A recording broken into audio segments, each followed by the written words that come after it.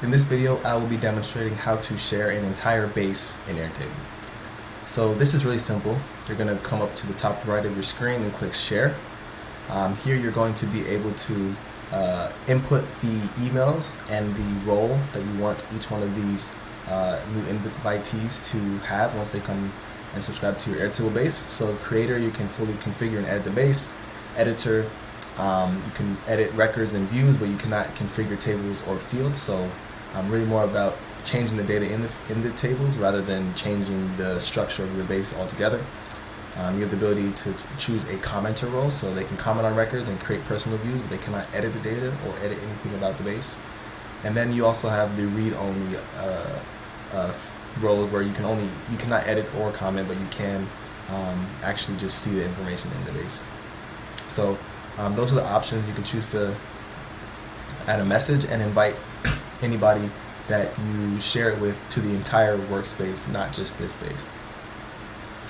Once you open up, click that Manage button, you'll see a list of everybody who is a collaborator as well as everybody who is a pending user invite for this base. If you click this Create Link button, it'll give you the ability to actually create an invite link. So once you create this invite link, anybody who clicks that link will be able to access your base. So that is good if you have a team or multiple people that you want to send an invite at the same time.